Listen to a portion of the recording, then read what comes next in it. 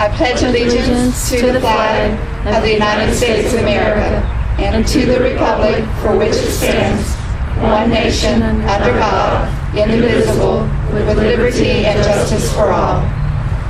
John Bentley, if you'll give us the Texas pledge.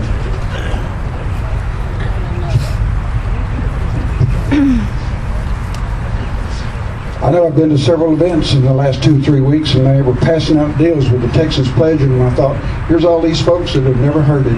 Here's your chance. Honor the Texas flag. I pledge allegiance to thee, Texas, one state, under God, one and indivisible. Amen. Yeehaw! All right. That's a pledge. Okay, to get going off, we invited a couple of congressmen to come out and speak to y'all today because this is important, and they're on the front lines on this. Unfortunately, we've been on such a tight, short timeline to get this up and running that they were not able to come. But Congressman Steve Stockton and Congressman Randy Weber have offered some statements of support for this rally. I'd like Bonnie Norman, who is representing Congressman Stockton in Texas 36. She's the Congressman's District Director. I'd like her to come up here and read her statement.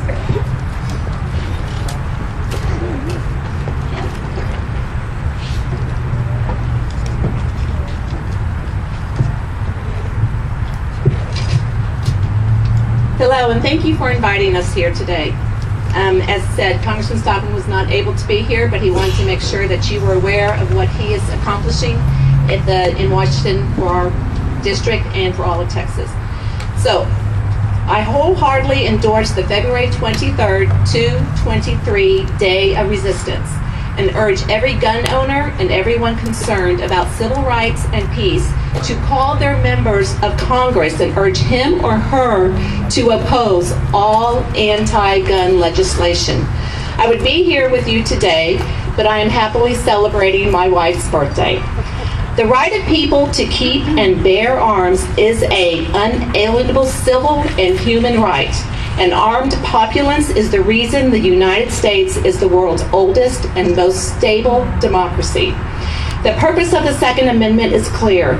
Every peaceful person should be able to possess arms without restrictions, reporting, or permission to serve as an unorganized civilian military to resist violence, oppression, or invasion. And that is why I have introduced several pieces of legislation to not just fight gun control, but restore the Second Amendment's full constitutional protections.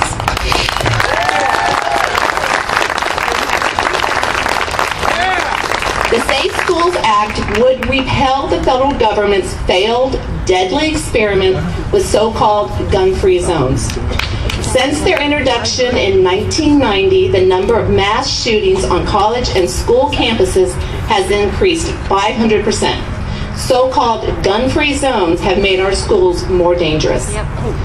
Senator Rand Paul and I are working together to pass the Restore the Constitution Act. This bill would repeal any present, past, or future executive orders that violates the Second Amendment or assumes the legislative power of Congress.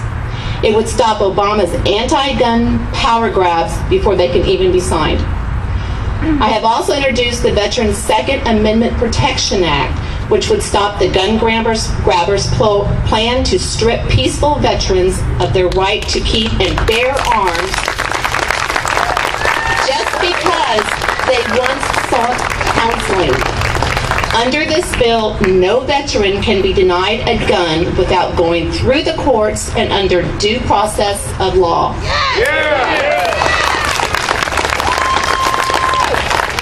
Gun grabbers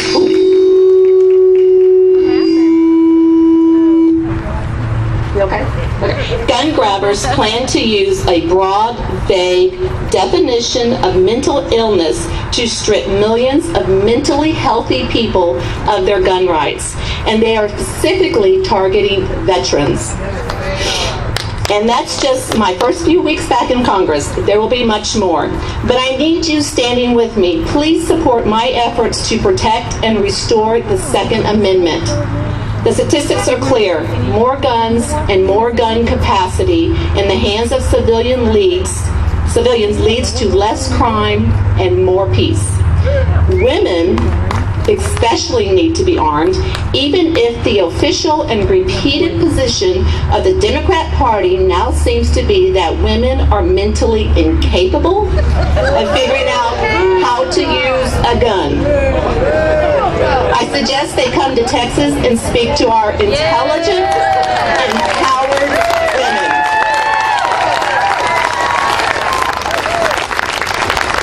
We can and we will win this fight because more and more Americans understand the right to keep and bear arms is a basic human and civil right that makes society more peaceful. But we won't win the legislative battle unless all of you begin contacting your congressmen and women and making it clear any vote for an anti-gun legislation will put them out of a job. Thank you. God bless each and every gun owner, and God bless Texas.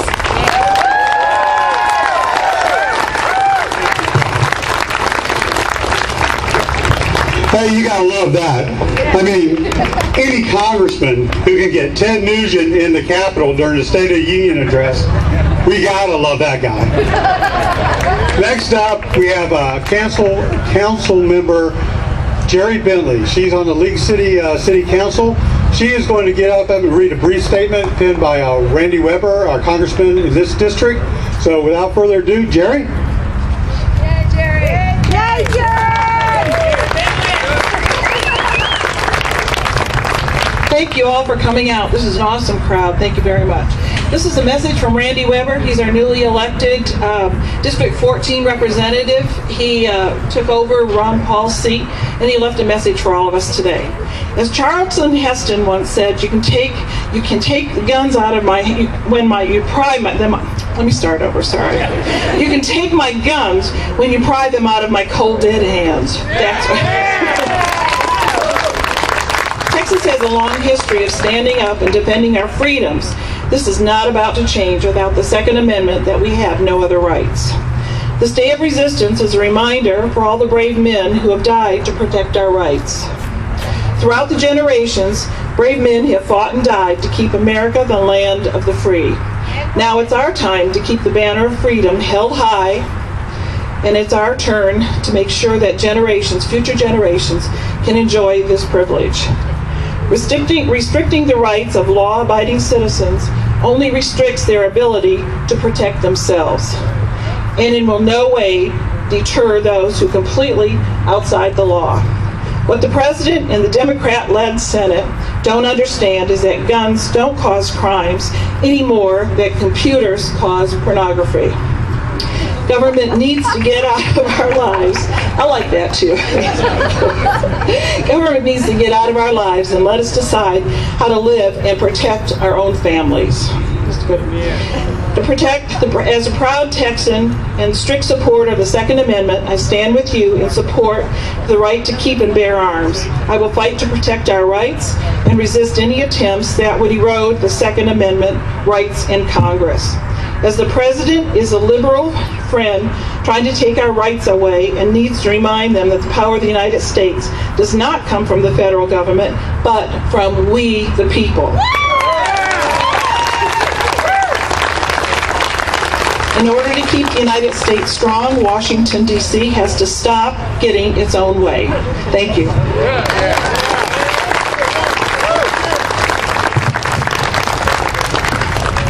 Thank you, Jerry.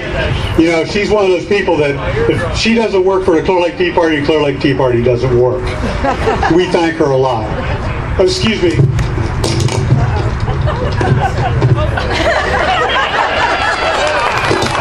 My apologies for the video.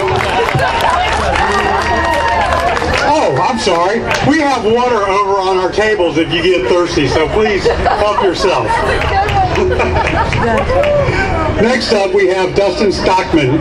He is with TeaParty.net. He's a well-known conservative activist. In 2009, he founded the Western Representation PAC, which under his leadership became one of the largest and fastest growing conservative action groups in the country. As event coordinator and associate member of the Tea Party Express and Western Representation PAC, he played a leading role in the historic conservative victories of 2010. Dustin, the chief strategist of TeaParty.net, has been a key figure in coordinating the Day of Resistance rallies all across the nation. We are honored to have him here at ours. Dustin?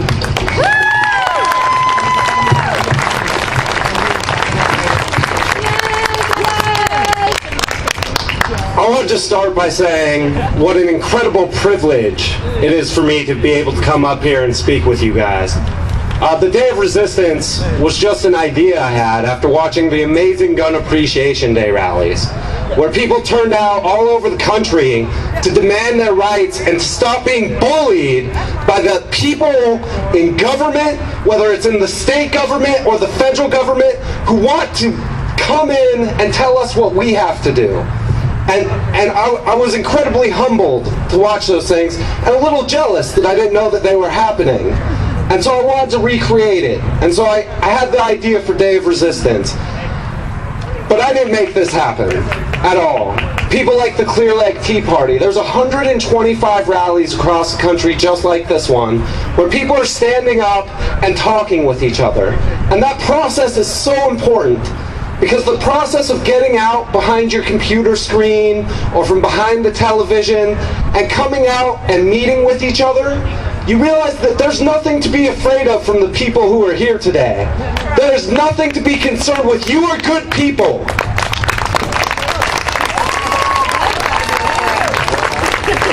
But you have the establishment.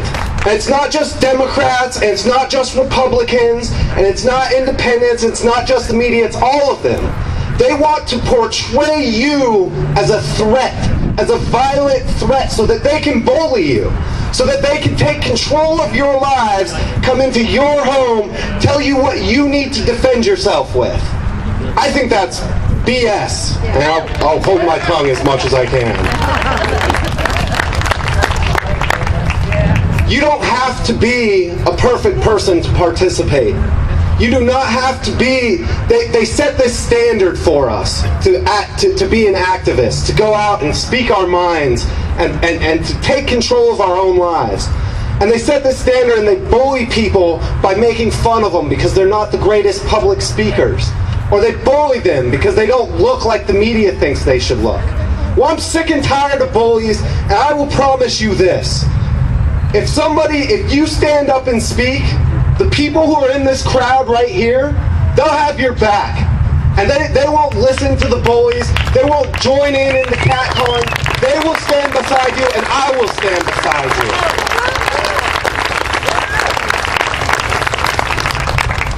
you. This country has accomplished amazing things. The people who came before us laid a path of prosperity for us that we should all be very, very grateful for. And we are great. The people who are here, you guys are grateful. The establishment, in both the media and the government, they're not grateful. They are just seeking to prop themselves up at the cost of all of you. And you don't have to take it. So we've been somewhat criticized for the word resistance, that it's too strong. I will not take that criticism, and here's why. No one has the right to tell me what to do. I don't care what laws they pass. I don't care what they say on the television or what some stupid poll they have says. I'm going to live my life the American way, in freedom, in liberty. God bless you all.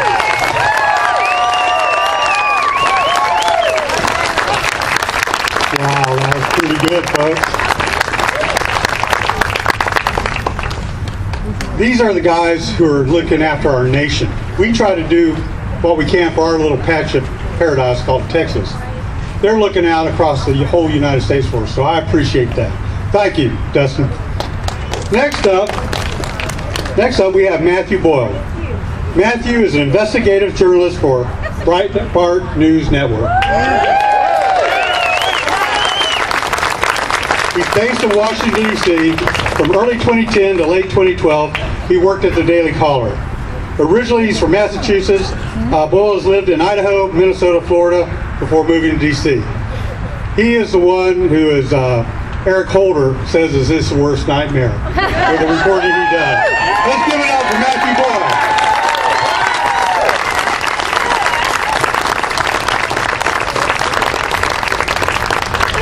Welcome to Texas. I love Texas. This is great. This is actually my first time in Texas, and I have to say, it is awesome, man. I love Texas. It is great.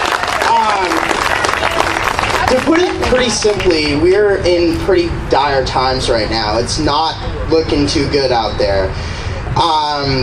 We're in the fight of our lives right now. This isn't to take a step back, this isn't a fight of Republicans versus Democrats. This is a fight of the grassroots, you guys, versus the permanent political class in Washington. Just because somebody has an R next to their name does not mean they are standing up for you.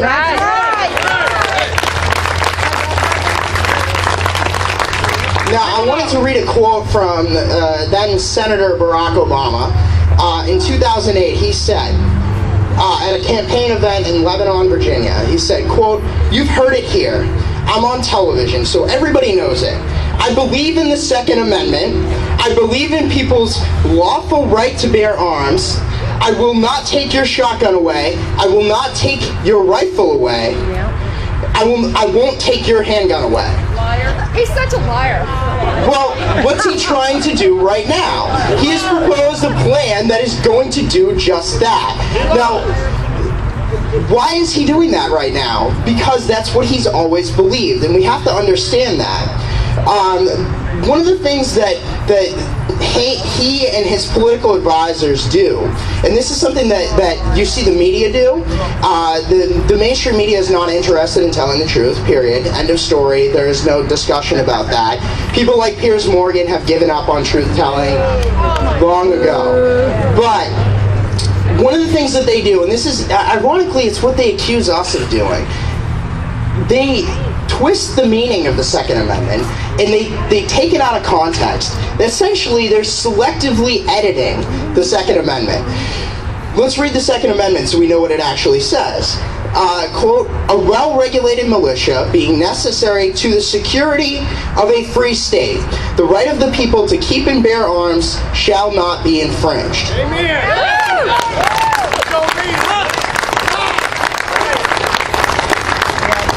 One of the things that you see politicians and people in the media do on a regular basis is they try to say that hunters don't need that kind of gun, or you don't need that kind of gun to protect yourself. Now, one of the things right there in that Second Amendment is the reason why it's there is it's necessary to the security of a free state.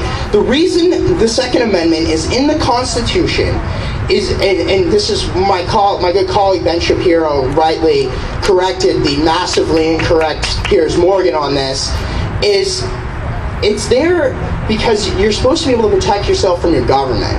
That's the reason why it's there. Now look, hunting and personal protection, yeah, there are secondary and tertiary reasons for the Second Amendment, but the reason why it's there is ultimately if the government becomes tyrannical, it's there for that purpose. Now,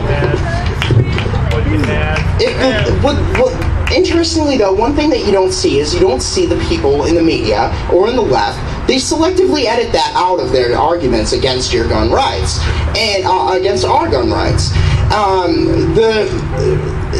And that's exactly what they accuse us of doing on everything, is they accuse us of selectively editing video. They accuse us of selectively editing people's comments. No, what we're doing is we're accurately reporting everything in full context. Now, one of the main reasons I was asked to come here today was to talk about Operation Fast and Furious. Now that is a scandal that first off, the Republican establishment has done an awful job investigating.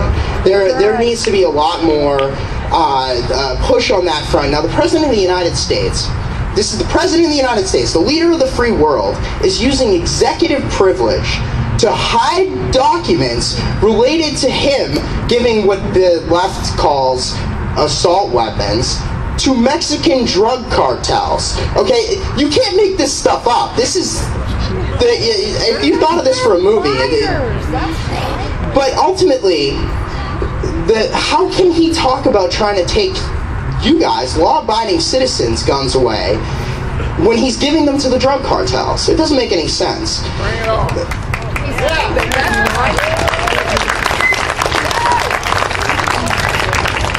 The left and the mainstream media like to try to claim that Holder was vindicated from the Fast and Furious scandal. Well, no, that's not true. Actually, I'm going to read you a quote from the Inspector General of the Department of Justice. This isn't a politically motivated Republican. This is the guy that works for the Department of Justice to investigate the Department of Justice. Said, quote, "We found, as outlined in the report, we struggle to understand how an operation of this size, of this importance, that impacted another country like it did, could not have been briefed up to the Attorney General of the United States." Now, why is there no evidence out there? Because the President is hiding it using executive privilege. So if he has nothing to hide, he will give out those documents. He will give them to Congress. He will give them to the American people. He will give them to the media. He will let them out. But ultimately, though, one of the things about Fast and Furious that the media also likes to try to claim is first off that it's over, but also that that it was a politically motivated witch hunt. Last time I checked, everybody at the Department of Justice has resigned except for Eric Holder. Laney Brewer is gone.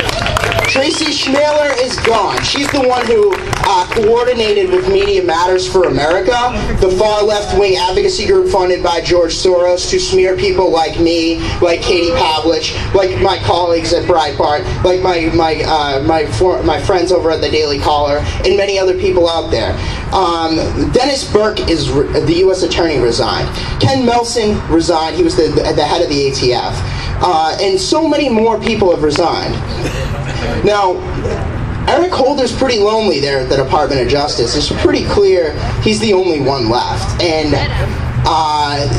there's an ongoing fight. Another thing, people like to claim that the scandal's over. That's hardly the case. There's an ongoing lawsuit in court right now where the House Republicans, led by Congressman Darrell Issa, who's done a phenomenal job investigating this scandal, and he's obviously rubbed up against some of the more establishment type Republicans who didn't want to go there.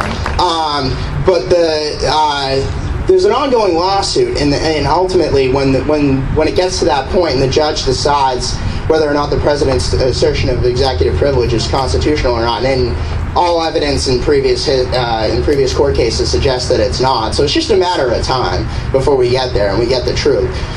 That will happen in the next year or so, and we're gonna get the truth out of them. But in addition to that, you see Congressman Paul Gosar from Arizona has a bill in the House right now that again calls for the resignation of Attorney General Eric Holder. Now, there were a lot of House Republicans out there who joined him in the last Congress, and now he's reintroduced it this time around, and that fight is going to continue as well.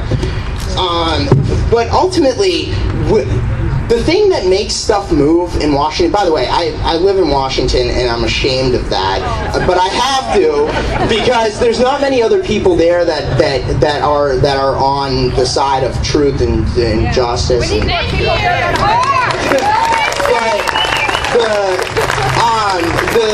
One of the things that really makes stuff move in Washington, and makes those people with those R's next to their names stand up for the people like you guys who sent them there, because these guys get afraid and they don't want to get they don't want to lose re-election fights or whatever. But one of the things that makes them move is you guys. These kinds of events like this, you need to contact them via social media or via email. You need to get involved, get engaged. That kind of stuff moves the ball forward, makes these guys do their job. Because the only thing that most career politicians are afraid of is they're afraid of losing re-election. So they should.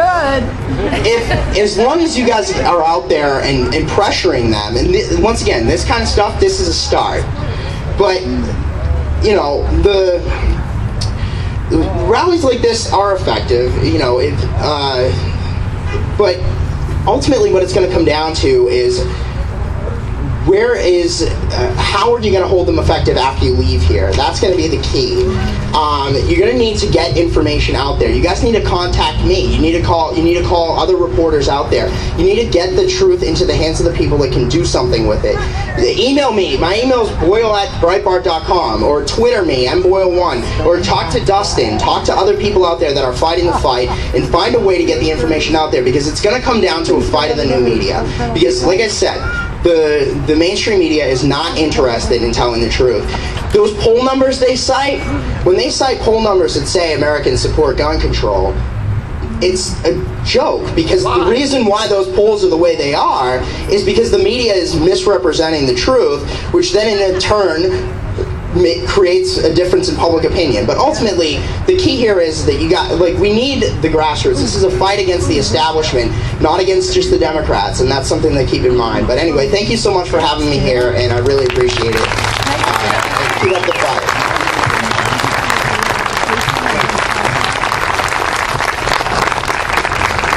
Thank you, Matthew.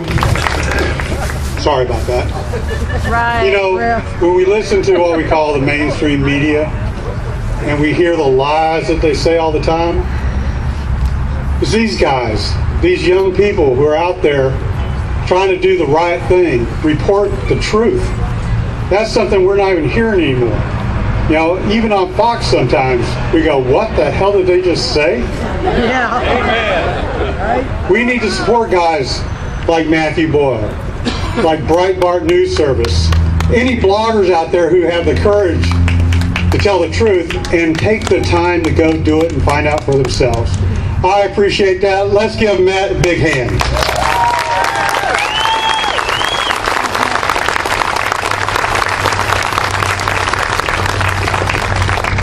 Are there any elected officials out here in the crowd? Got one right here.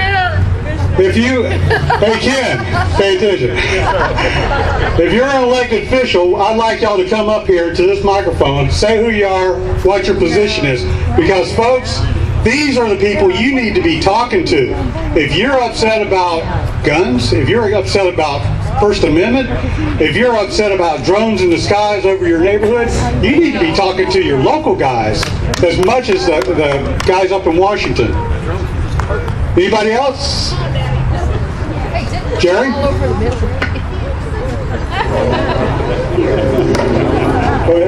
Go ahead, introduce yourself. Say your name, what your position is. That mic's on. I'm Ryan Denner. I'm County Commissioner, Precinct 1, East Side of Galveston County. Thanks everybody for coming out and support the Second Amendment today.